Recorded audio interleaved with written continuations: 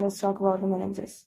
Our brain is surrounded by three protective membranes, or the meninges, and the three meninges are namely dura mater, arachnoid matter, and the pia mater. So if we talk about the dura mater specifically, it is divided into an outer layer and an inner layer. The outer layer is the endosteum, and the inner layer is the meningeal layer. The outer layer is the endosteal layer, and it is basically the periosteum which is covering the skull bones. And the inner layer is the meningeal layer, which is also called the dura mater proper. So these layers are united except at the areas where they form the venous sinuses. At the foramen magnum, it does not become continuous with the dura mater. If we talk about the endosteal layer, this is very important for MCQ's point of view. The endosteal layer is not connected with the dura mater at the foramen magnum, and it is connected at the sutures and the periosteum. So it is continuous there. If we talk about the meningeal layer, then the meningeal layer is continuous with the dura mater through the foramen magnum as well, and it provides a sheath for the cranial nerves. We are talking about the meningeal layer here. So meningeal layer is going to be continuous with the foramen magnum, and it provides sheath for the cranial nerves, and it fuses with the epineurium of the neurons outside the skull.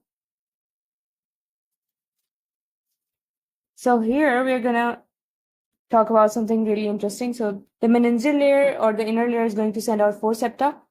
The septum number 1 is like a fox. Septum number 2 is like a tent. Septum number 3 is like a fox again. And septum number 4 is the diaphragma cella. So first of all, we have the fox cerebri, then we have the tentorium cerebelli, then we have the fox cerebelli, and then we have the diaphragma cella. Okay, so what is the function of these 4 septa? They are going to restrict the displacement of the brain, which is associated with the acceleration and the deceleration of the head. Okay, so here we can see the brain. Okay, so the fox cerebri is a sickle-shaped fold of the dura mater. It is present between two cerebral hemispheres. The upper margin is going to be fixed,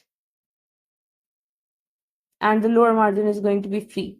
Upper margin or the fixed margin is going to be attached to the superior sagittal sinus, and the lower concave free margin is going to be attached to the inferior sagittal sinus. So there's going to be a superior sagittal sinus and there's going to be an inferior sagittal sinus.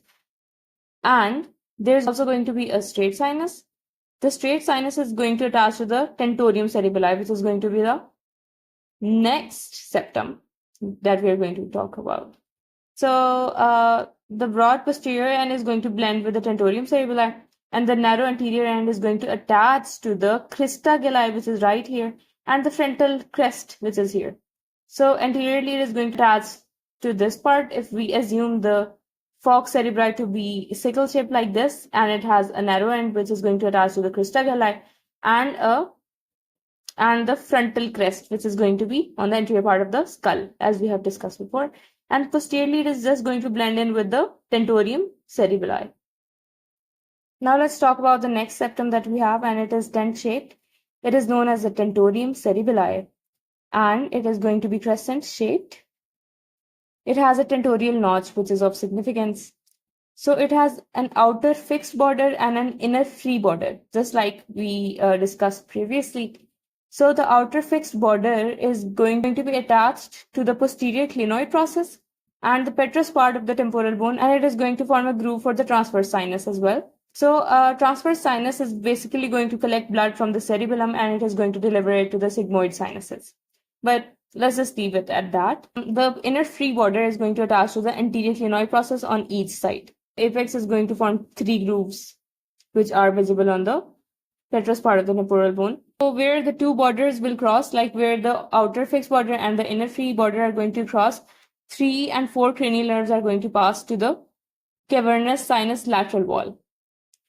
So what is the significance or the main point of the tentorium cerebelli? It is that it tends over the posterior cranial fossa, and it is going to support the occipital lobes of the cerebral hemispheres. As I told you before, there is an anterior edge which is going to form the tentorial notch. It is for the passage of the midbrain.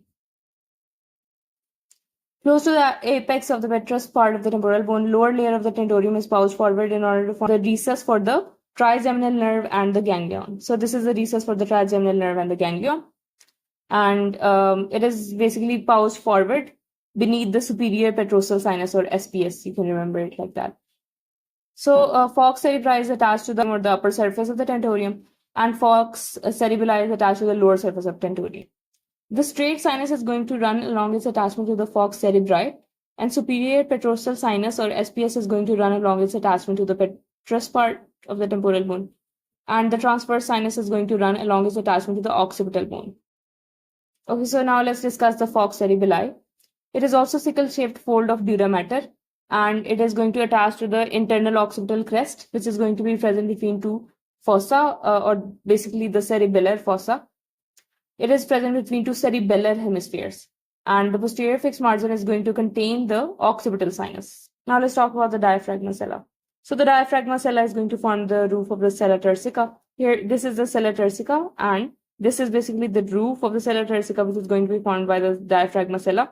And here the pituitary gland is going to lie. And it is also going to form a small opening in the center. This is going to allow the passage of the stalk of the hypophysis cerebri. Here you can see the hypophyseal fossa, where the stalk of hypophysis cerebri is going to pass.